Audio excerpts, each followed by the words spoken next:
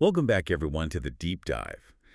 Today, well, we're doing something a bit different, something really quite intense, actually. We received this incredible source from a listener. It's basically a single huge conversation they shared. Right, not just a chat, but this sprawling dialogue where they're working through their own big existential questions. Exactly. And they're pulling in everything, personal feelings, Kabbalah, Zen, Taoism, even modern thinkers like Krishnamurti and Sadhguru. It's like a roadmap of their spiritual journey. It's incredibly ambitious.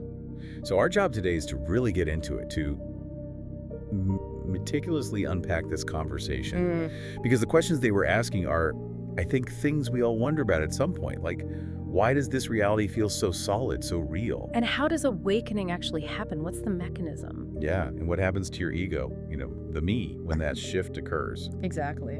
So this dialogue, it's almost like a case study in self-discovery. We're aiming to pull out the philosophical framework, the metaphysical structures the listener pieced together. Showing how these different traditions, sometimes continents and centuries apart, are actually describing the same inner landscape, the same soul architecture. Precisely. It's a modern seeker mapping their own path. Okay, so let's start where they started, which is super personal, really relatable. They kick off wondering about their own sensitivity. Yeah. Specifically, they notice they sing sad songs way better than happy ones. They mention things like Dying in the Sun or Mariah Carey's Bye-Bye. And right after that, they jump to this lifelong pull towards mythical creatures, especially mermaids. That combination, sad songs and mermaids, seems like a very specific starting point. Oh, it absolutely is. It's like the opening chord. It immediately tells you something about the listener's, let's say, soul frequency, their inherent sensitivity. Okay, unpack that for us. Why is connecting with sadness a spiritual indicator? Is it not just, being a bit melancholic? Well, in the context of this dialogue, it's framed differently. The ability to really feel those songs, the loss, the sorrow, it's seen not as just sadness, but as a sign of deep empathy. So feeling the soul vibration of the music, as they put it. Exactly. It's seeing sensitivity not as a weakness, but as a strength. And this sadness gets reframed immediately in the dialogue, using the term sibe, Sibe. deep compassion. The deepest, most fundamental compassion. It's the idea that if you can truly feel the weight of sorrow, maybe the world's sorrow, you have the raw material for profound compassion. And that compassion, according to their sources, is what fuels self-healing, Liaoyu. Precisely. You need to feel deeply to heal deeply. The sensitivity is the prerequisite, and that connects perfectly to the mermaid fascination. Right, the Shiji de Linghen, the soul of the water world, Right. the creature that's half human, half other.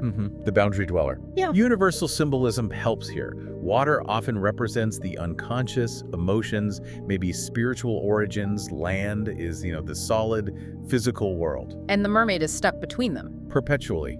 So the dialogue interprets this as symbolizing a sensitive soul, a passionate soul that feels like it doesn't quite belong here in this purely material world. That feeling of having one foot somewhere else.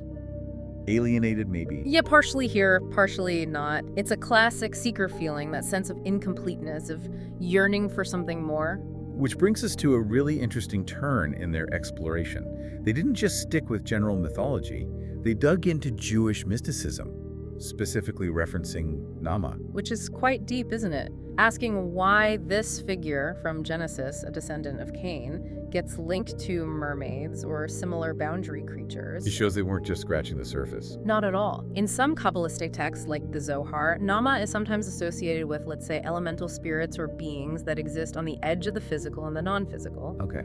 And the lore can link these figures to the soul's entry into the physical realm. So the mermaid shifts from just a symbol to an allegory for the soul's fall into the material world. The duo Ruuzi Shijidi Yinyu, that's how the dialogue interprets it. The mermaid's beauty and her tragedy become a metaphor for the soul's journey, coming from pure light, but now dressed in flesh and emotion, always feeling that pull back home. So their initial, almost whimsical questions about songs and mermaids were actually probing the core problem of incarnation. Why are we here, separate, and why does it sometimes hurt? Exactly. It sets the stage for the whole quest. Okay, so if you feel like that mermaid, partially here, partially longing for the water world, it makes total sense. The next step is looking for guides, right? People who seem to have figured it out. And the listener expresses real admiration for figures like Krishnamurti and Sadhguru. They notice these teachers see things deeply, not just superficially. And their observation about why they see deeply is key. They use that classic metaphor. Yeah. The minds of these sages are like still water, Xinjing Rujing Shu, What? or a clear mirror. Right. If the water's choppy, the reflection is a mess. Only stillness reveals the depths, shows reality without distortion. Precisely. And they reference Krishnamurti directly. Truth is only seen in the stillness of the mind. It's not about being smarter or having special powers. It's about clarity. Pure, non-reactive consciousness. When the mind stops its constant chatter, judging, fearing, wanting, it just sees. It sees the unity, the interconnectedness, the depth they perceive is just their own clarity reflecting the world accurately. And the listener suspected this clarity might be linked to practices like vegetarianism, noting that many of these figures, Buddha, Gandhi, Krishnamurti, Sadhguru, followed that path. They wondered if it was like a strict rule. Yeah, and the dialogue handles this carefully. It clarifies it's less a rigid dogma and more a supporting practice, something chosen to help maintain that inner clarity. The Juzi Kiming. So it's about aligning inner compassion with outer action. That's the idea. If you're aiming for the highest spiritual clarity, you try to remove sources of internal friction or dissonance. As Sadhguru is quoted, compassion starts with what you consume. If that act involves violence, even subtly, it creates static. It can create an energetic dissonance that disturbs the stillness. It's a conscious choice aimed at simplifying one's karmic footprint, keeping the channel clear. The practice serves the clarity. Okay, that makes sense. Now let's get to maybe the most relatable human part of the dialogue, the struggle, the pain point. The family conflict. Yeah, they talk about feeling deeply misunderstood by their parents, people they respect, but there's this huge generation gap, the Daigu. They wanted to know how someone like Krishnamurti would address that. And this is where the rubber meets the road, isn't it? If spirituality can't help with family dinner, what's the point? The dialogue treats this not as a failure, but as a crucial test. So what was Krishnamurti's take on it? The source brings in his insight. Love is not attachment. True love gives freedom. The conflict often comes from expectations, right? Mutual expectations. The parents wanting one thing, the child needing validation for something else. It's a form of wanting to possess or control the other person's life or feelings. Krishnamurti suggested that true love doesn't demand, it allows. The parents are attached to their idea of the child is attached to their idea of the parent. And that attachment, that need for approval, especially from parents, is incredibly strong. It really is. But Krishnamurti's view is that if you can observe this pain, this conflict, with detachment, with compassion, you stop trying to change the other person or extract something from them. The relationship shifts. It can evolve from maybe a codependent dynamic to one between two souls learning what the dialogue calls mature love. Learning to love someone even when they just don't get you. That's the gateway to inner freedom, the night-size you. If your peace depends on external validation, especially from family, you're still bound. But when you can love them freely, despite the misunderstanding, you claim sovereignty over your own inner state. You recognize their expectations or their own programming, their own fears. And that painful gap actually forces you to rely on your internal compass. Which leads perfectly to their next big question. If it's all internal, why do I still feel like I need a teacher? Why can't I just be my own teacher? Ah, yes. And asking that question is actually the turning point. It signals maturation. How so? The dialogue suggests that those revered masters, the external guides, they actually function like mirrors. Their purpose isn't to be followed forever, but to reflect back to you the potential guide that's already within you, in the neshama, the soul's core. So maybe the universe hides the perfect teachers sometimes to force you inward. That's one way to look at it. The moment you truly realize, wait, I can become this clarity, this wisdom, you start stepping into self-mastery. Asking, can I be my own teacher, is the start of becoming one. It means you're internalizing the wisdom. The ego shifts from being a needy student to a conscious channel for the guidance that was always there. Exactly. The deepest lessons arrive when that shift happens. Okay, that shift from external seeking to internal activation brings us right to the metaphysical heart of their dialogue. The nature of reality itself. The big one. They kept wrestling with this. If the world is supposedly an illusion, why does it feel so incredibly, sometimes painfully real? They mentioned Zhuangzi's butterfly dream, the Diamond Sutra, saying see all forms as non-forms, Ruijin Zuxiang Fixiang. It's the fundamental paradox, isn't it? Why create such a convincing illusion? And the dialogue tackles this using the Kabbalistic idea of Tzimtzum. Right, Tzimtzum, divine contraction or concealment. We've touched on it before, but let's really unpack it because it seems crucial for understanding why reality feels so dense. It's almost a logical necessity in that framework. If God, the infinite light, is truly infinite and everywhere, then there's no space for anything else, for a finite creation to exist independently. So for a world like ours to appear, the infinite had to metaphorically pull back or conceal itself. Exactly. Creating a conceptual void or space where God is hidden, this allows for the appearance of separation, finitude, and individual consciousness. So the world feels separate and real by design, a deliberate forgetting. You could call it an act of cosmic humility. The dialogue suggests the suffering feels real because the soul needs to forget its divine origin for the game of free will, of choosing love, to have any real meaning. If we knew we were just sparks of God, every choice would be easy, predetermined. Right, the stakes would be gone. So God hides, in a sense, to give us the dignity of a genuine choice, the chance to earn that connection through our actions and intentions within this seemingly solid reality. The reality code is immersive because the purpose free will, the choice to connect, is paramount. And the listener uses a brilliant modern analogy for this immersion. Lucid dreaming. Kingsing Meng. Ah, yes. Explain that. It's simple but powerful. Most people, when dreaming, are completely convinced by the dream's reality, right? Terrified by monsters, elated by flying. They're not aware they're dreaming.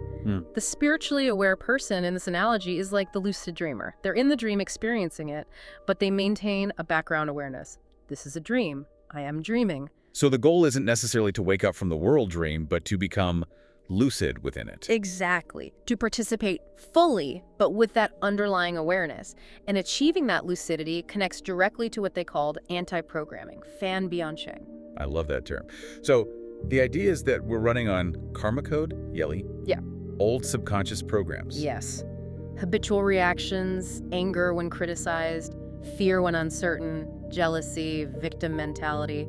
These automatic responses are the code. They even linked it to the animalistic soul, Dong Wuxing Linghun, or Paul's law of death, the stuff that binds us to destructive patterns. So the law of death isn't a sentence, it's just the ego's automatic conditioned reactions running the show. Precisely. Someone cuts you off in traffic, the anger code runs automatically. Awakening in this model is the moment the high self, the Gao, steps back and notices the small ego, the Shao, running that code. That space, the gap between the stimulus and the reaction, you stop being the anger and become the watcher of the anger program. Exactly. And the practical work, the anti-programming, is the act of rewriting. The high self actively guides the small ego. So when the old fear code runs, say, about money, the high self observes it. And consciously chooses a different response, not suppressing the fear maybe, but saying, there's the scarcity program. I acknowledge it, but I choose gratitude for what I have now instead. So you're debugging the code in real time. You still see the old program trigger, but you consciously input a different command. Yes. Awareness itself is the debugger. The moment you see the pattern, the light of the high self is already illuminating that bit of code. And this ties into how they understood fate or destiny. Through the law of resonance, they noticed grateful, diligent people seem luckier, while complainers attract more negativity. Right. Destiny becomes less a fixed script and more an energetic echo. High-frequency states, gratitude, compassion, diligence, the result of that anti-programming work naturally attract resonant experiences, light, synchronicity. Because Wu Yi Lei Ju Ren Yu Kun Fen, like attracts like. Your inner state literally tunes your reality receiver. You resonate with what you transmit. Low-frequency states, complaining, fear, resentment, attract more of the same. So the initial karma code sets the defaults, but the anti-programming work, driven by the high self, raises the frequency and actually rewrites the experienced destiny. It changes how you interact with events. Two people face the same challenge. One spirals down, attracting more problems. The other uses it as a catalyst, attracting solutions. Same event, different frequency, different outcome. Okay, that's powerful. But then, within this metaphysical exploration, they flagged a major spiritual trap. The dream within the dream. Yes, the danger zone. What is that? Getting lost in, spiritual experiences themselves. Isn't seeking visions or powers, Shentong, part of the path for some? It can be, but it's tricky. The dialogue warns that the spiritual ego loves spiritual phenomena. If a seeker becomes attached to visions, energy rushes, psychic abilities, even profound insights, They've just found a nicer looking illusion. they've entered a new layer of illusion, Yi Chenghuajing. These things are still phenomena, still part of the dream, however sublime they might feel.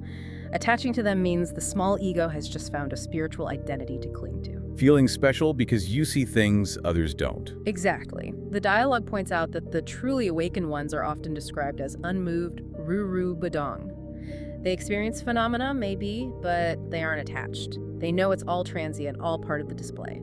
True awakening is the lucidity itself, the pure awareness, regardless of what's appearing on the screen, whether it's mundane life or a cosmic vision. Precisely. The aim is stable being, not just chasing spiritual seeing. Okay, that distinction between pure awareness and the phenomena it observes is a perfect lead-in to what might be the listener's most impressive piece of synthesis. Connecting that classic Zen debate, gradual versus sudden awakening, with the detailed layers of the soul in Kabbalah. It really is a brilliant connection. It shows they were digging for the underlying structure, not just collecting interesting ideas. The famous exchange between Shengxiu and Huineng maps almost perfectly onto different levels of soul function described in Kabbalah. All right, let's break it down. Start with Shengxiu, the gradual path guy. Shengxiu was the senior monk, expected to be the next patriarch. His famous verse, written to demonstrate his understanding, was basically, "The body is the Bodhi tree, the mind like a bright mirror stand. Wipe the mirror constantly lest dust alight. Shishi Kinfushi." Sounds like hard work.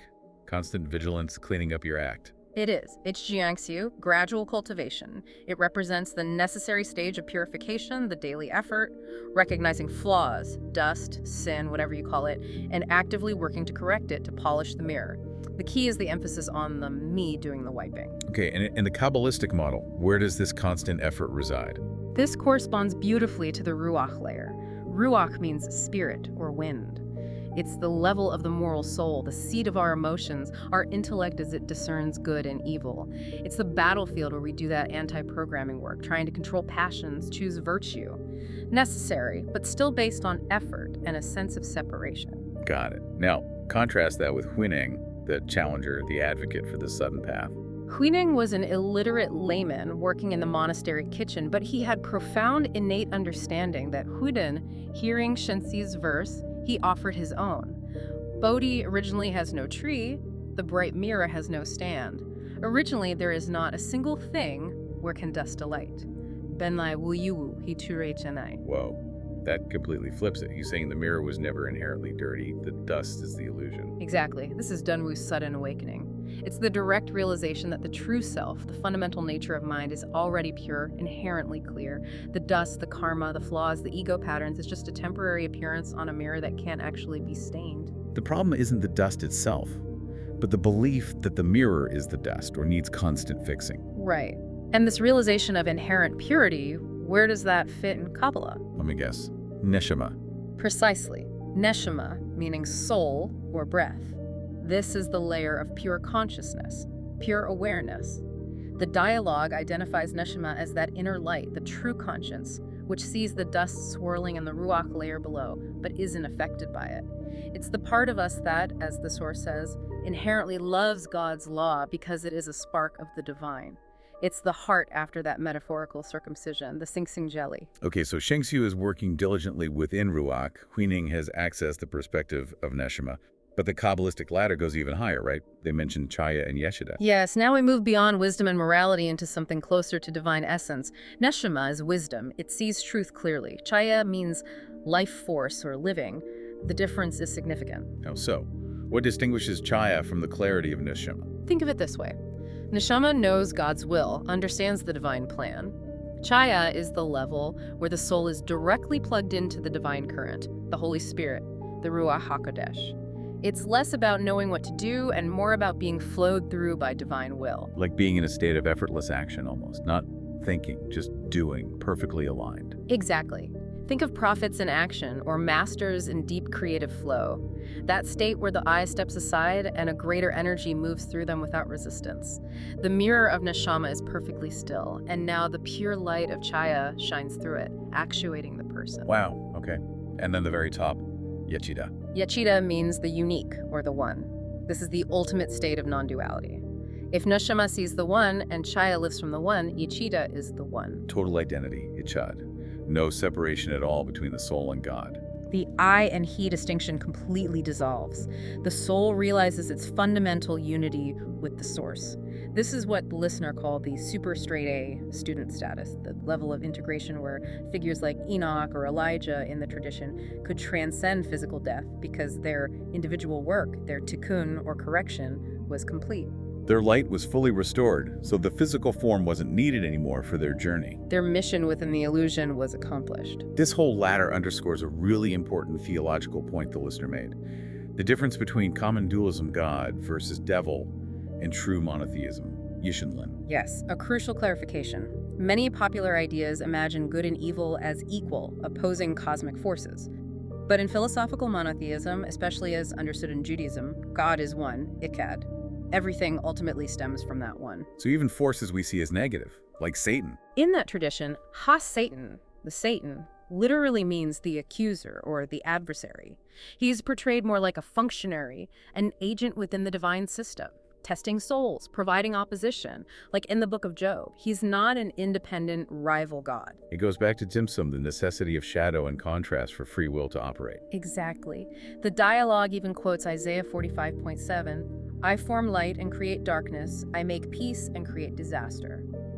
The awakened perspective, especially at the neshama level and beyond, starts to lose the separating heart, the Fendi peen. You stop automatically labeling things good or bad based on personal preference. You see all outcomes, wealth, poverty, joy, sorrow, as different expressions of the one divine reality. It's like Zhuangzi's Qi Wu Lun, the equality of all things. You achieve equanimity because you stop fighting reality. You return to the awareness of the tree of life. Before the knowledge of good and evil created that split, you see the unity again. And seeing that unity should ideally lead to compassion, but the listener rightly pointed out a huge pitfall right here: the spiritual ego. Ah, yes. The person who uses all this knowledge not for self-purification, but for judgment. Exactly. They learn the jargon, neshama, karma, non-duality, simsum. They can talk the talk, maybe even have some insights. But then they use it to look down on others. Yeah. Oh, you're still stuck in your ruach, or that's just your ego reacting. Right. The small ego has just found a sophisticated new costume. If spiritual understanding leads to arrogance or condemnation of others, it's proof positive that the person is still operating from the lower, separating layers, maybe ruach, maybe even the basic survival instinct of nefesh. They're using divine concepts for self-aggrandizement. Whereas true awakening, the dialogue insists, always manifests as humility. Always. The light is for seeing your own dust, not pointing out everyone else's. The moment judgment arises, you've disconnected from that higher, non-dual perspective. Which highlights the importance of how we engage with this knowledge. The listener made a sharp distinction between intellectual understanding, Zhishang, and real wisdom, Huigen. A vital point, especially when dealing with sacred texts or complex philosophies. They noted how translations often lose the depth of the nuances of Hebrew, like ruach, or Sanskrit terms. Zhishang is the IQ, the ability to analyze the concepts intellectually.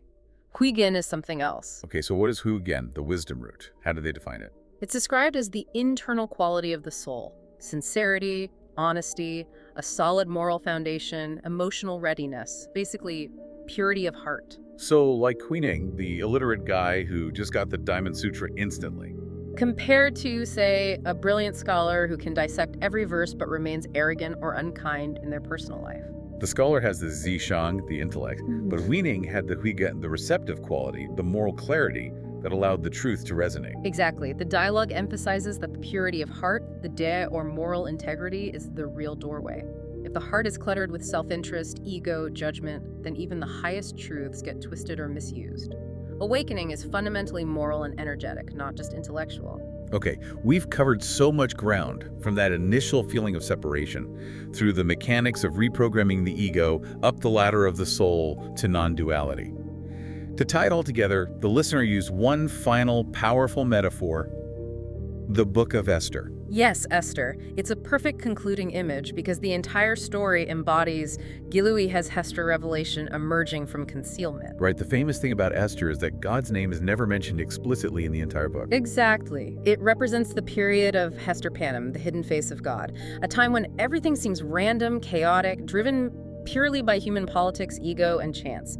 Just like how the world often appears to the unawakened soul lost in the dream. So in the allegory, Esther, whose name itself means hidden, she represents the soul. Yes, the soul seemingly captive in the Persian Empire, the world, under threat from Haman, the ego, the negative inclination, and Mordecai, her uncle. He's the high self, the neshama. He's the inner voice, the higher consciousness, reminding her, perhaps you were born for such a time as this, reminding the soul of its hidden potential and purpose, even when God seems absent. And her decision, her big moment deciding to go to the king unsummoned, saying, if I perish, I perish.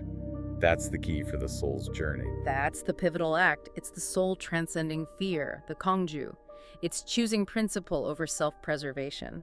In Kabbalistic terms, it's an act of Bitul Hayesh, self-nullification, surrendering the personal will to the divine possibility. It's like achieving Yakita consciousness in that moment of crisis. The I steps aside for the greater good, for the hidden divine plan. And the miracle that follows isn't that God suddenly intervenes from outside, but that Esther, the soul, wakes up and sees how the divine hand was always there, orchestrating the coincidences, the king's sleepless night, the discovery of the plot, everything. The revelation within the concealment, the Louis Hister. Awakening isn't adding something new, it's seeing what was always present, but hidden by our own unawareness. Precisely. The ultimate takeaway from decoding this whole dialogue is that reality mirrors our inner state. An awakening reveals the hidden connections, the synchronicity that was operating all along, guided by our internal frequency. So if we try to summarize this incredible synthesis the listener put together, what's the core message?